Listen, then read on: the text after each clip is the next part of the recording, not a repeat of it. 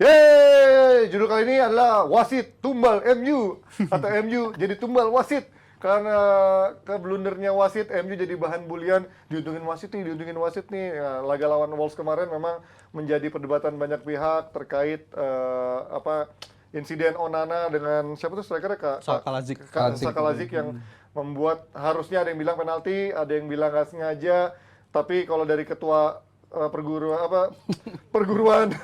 wasit apa namanya PMG? PJMOL. Iya, kalau yang guru tuh apa? Persatuan Guru dan Murid kan. Kalau ini kan PGML, orang tua murid dan guru. Persatuan Guru dan Murid, murid dan Orang guru. tua murid dan guru. POMG kan terakhir. Nah, kalau ini Persatuan Wasit ya, ketuanya si Howard Webb udah bilang Professional Game apa ya? Official kali. game Professional Game Match Official Limited. Ketuanya PGMOL ya, dia akhirnya dia minta maaf kepada Wolves dan juga pelatihnya langsung bahwa memang harusnya keputusan tadi adalah penalti. Nah, gue juga sempat mikir ini emang harusnya pelanggaran terlepas dari ketidaksengajaan, kelihatan dari gesturnya Onana, dari gerakannya dia nggak ngelihat ke arah strikernya Wolves itu. Tapi kalau lu coach, lu kan sempat kita ngomong kemarin kan, lu bilang 50-50. ini kita 50-50 dan nggak sengaja. Tapi pada akhirnya dia kena mukanya dan melanggar nggak akhirnya menurut lo dengan adanya? Gue itu berdasarkan tindakan dari wasit Inggris. Ya. Bahwa mereka diberi wewenang untuk mengambil keputusan, Ya, benar, subjektivitas. tidak mengikuti aturan FIFA. Maka dari itu gue selalu bilang, wasit di Inggris sama wasit di Tetap mengikuti Eropa, aturan FIFA dong. enggak. Mereka punya keputusan sendiri. Ya on field. Ya on field, Iya, on field. ya. Maka dari itu gue selalu bilang, wasit di EPL sama wasit di Champions League itu selalu beda. Ya. Yang di Champions League lebih very textbook lah. Ya. Hands dikit langsung dikasih hands. Kita udah lihat berkali-kali, bahkan di match itu kemarin juga, pemain Wolves kena hands, nggak aktif, tidak diberikan. Oke. Kalau keputusan dari wasit Inggris biasanya kalau itu ada unsur tidak sengaja tidak diberikan, mau itu hands, mau itu whatever pelanggarannya. Dan ini gue lihat termasuk ada unsur tidak sengaja. Dia berusaha untuk menonjok bola, which is bolanya nggak dapat. Ya, Akhirnya kena pemain. Miss time. Iya, miss timing. Tapi kan unsur tidak sengaja, bukan sengaja melakukan pelanggaran, menghalangi pemain. That's different. Maka dari itu gue bilang, ini 50-50 case. Kalau dikasih penalti, gue nggak heran. Tapi kalau nggak dikasih, masih oke. Nah, bahwa wasitnya disuspend untuk gue sih agak berat. Karena dalam pertandingan, he's quite good. Ya, si Simon Hopper cukup oke sebenarnya di pertandingan lain. He's quite good. Jadi nggak fair aja kalau lu hanya based on satu kesalahan terus lu suspend. Dan kesalahan ini bukan fatal. Tapi ini kan diakui oleh Si PWMG tadi sebagai sebuah Whatever kesalahan. mau PGOML mau ngomong apa, kita kan bisa ngelihat sendiri juga. Iya, tapi kan mereka kan berapa tahun kan menjadi wasit dong. Ya, emang mereka nggak pernah bikin kesalahan. Ya iya, lu tapi kan lihat minggu mereka base-nya kan lu lihat 2 tahun yang lalu. Seakan lihat aja udah kartu merah langsung. kalau kita ngelihat kiper mau coba ngambil bola, kena kaki lawan, penalti nggak? Penalti. Iya kan? Ya sama aja kalau di atas lo kena kepala, lo miss time your timing, kena kepala dan lu kelihatan banget. Cionan juga kelihatan bahwa anjing gue salah, kena. Dia juga dari gesturnya udah kelihatan juga. Kalau udara kan koreksi, ini bukan apple to apple. Kalau udara kan bolanya sama dong. Enggak. Ini gue jelasin. Boleh? Oke. Pada saat lu 1 lawan 1, lu ngelewatin, dia ngelihat kipernya di mana, lihat bolanya. Dia kena tangannya, itu pelanggaran. Dia lihat. Onana nggak ngelihat pemainnya ada di situ. Ya kan harusnya dia lihat juga dong. Ya nggak bisa dong dia lihat bola. Dia loncat. Ya sama dong. Kalau pelanggaran bisa. Pelanggaran duel di atas. Kalau lu 1 lawan 1, lu lihat jelas pemainnya mau ngelewatin. Arahnya kemana? Kita lihat berapa kali yang terakhir tuh kalau nggak salah Argentina ya. Argentina tuh apa yang di Piala Dunia yang kena palanya tuh. Gue lupa ya. Argentina. Iya, kena palanya juga seperti halnya mirip banget kayak kemarin. Itu dijadikan sebuah penalti. Ya itu base-nya memang seperti itu. Ketika di bawah bolanya seperti itu, ketika di atas ya kejadiannya juga seperti itu. Base-nya mungkin itu, tapi kembali lagi ke wasit Inggris. Punya aturan sendiri di mana mereka tidak memberikan kalau ada unsur tidak sengaja. Dan masalah ini kan langsung bener tiga-tiganya ya, nggak cuma si Hoppernya tapi karena kan ada tiga step. Satu, ketika wasitnya di situ dia mengatakan bahwa ini bukan pelanggaran. Ya.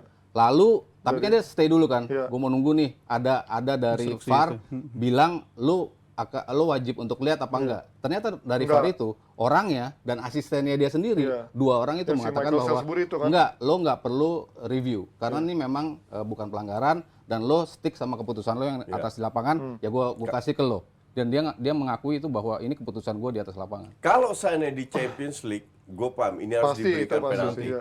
Tapi ini kita lihat bukan sekali, puluhan kali, mungkin ratusan kali di mana pelanggaran tidak diberikan karena ada unsur tidak sengaja. Dan ini memang ada unsur tidak sengaja, sesimpel itu. Dia tidak ngelihat. Beda kalau 1-1 ngelewatin, dia ngelihat. Bahwa dia miss timing, tapi dia lihat.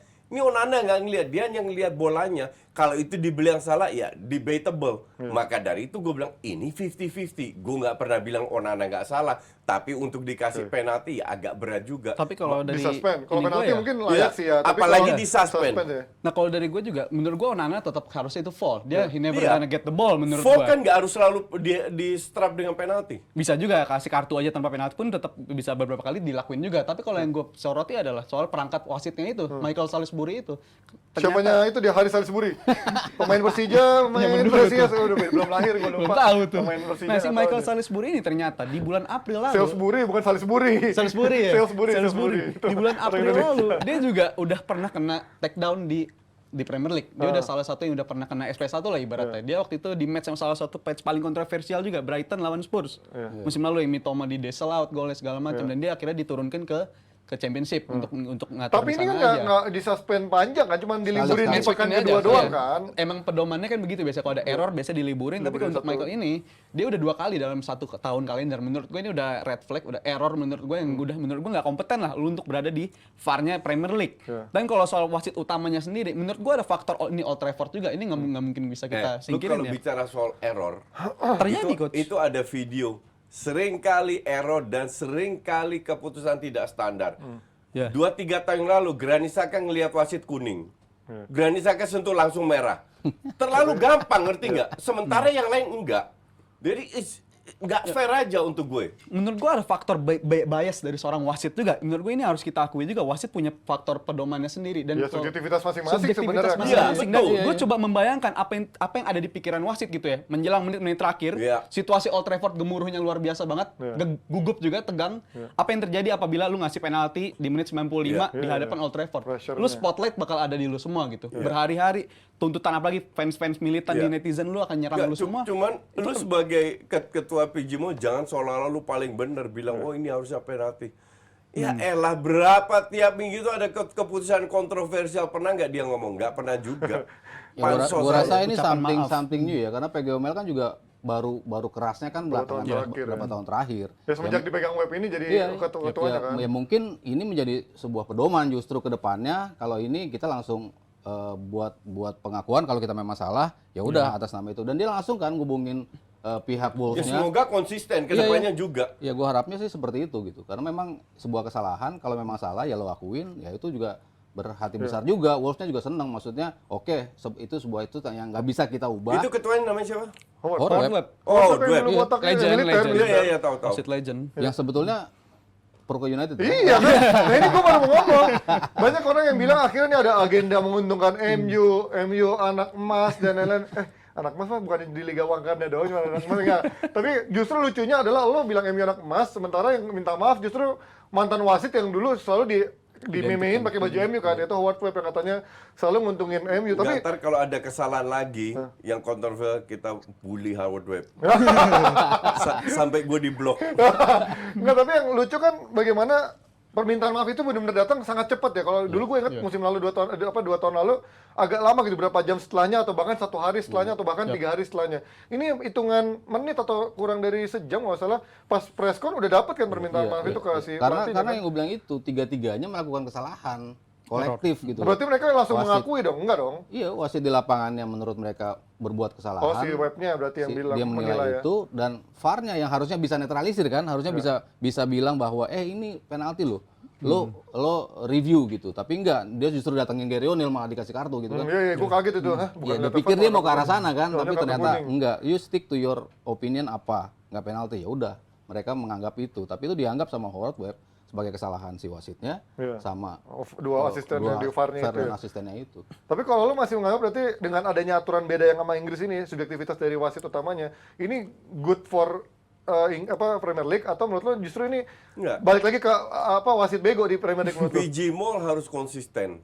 Kalau mereka memberikan wasit wewenang untuk mengambil keputusan yang subjektif, hal kayak gini nggak boleh diberi sanksi.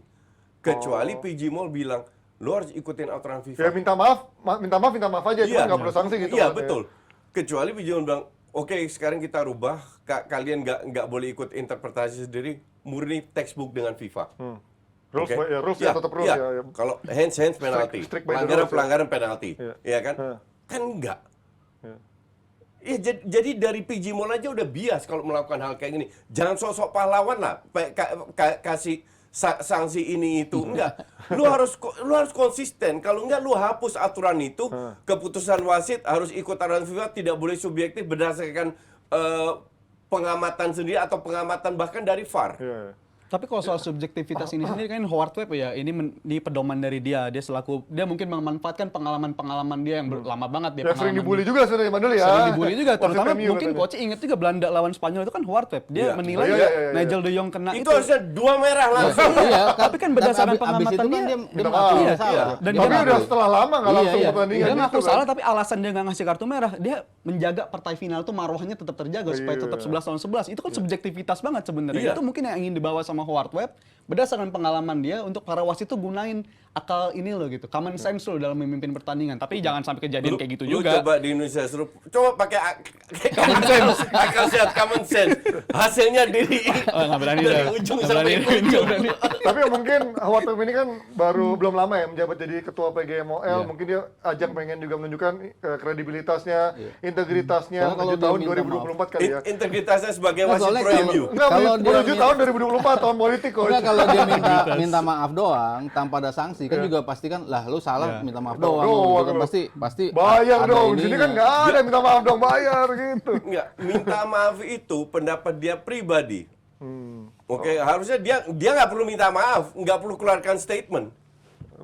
Kan dari internal dibahas. Oh, nggak perlu statement nggak perlu statement. Harusnya internal dibahas atau memberikan setelah internal dibahas, ngomong sama wasit, ngomong ini baru keluar sebuah keputusan. Kalau itu seandainya salah, baru ngomong ke Gary O'Neill. Ini kan semua emosional. Beberapa menit setelah itu ya kita lu lihat aja, lu belum ngomong sama wasitnya kenapa dia ambil keputusan itu. Itu kan sangat subjektif.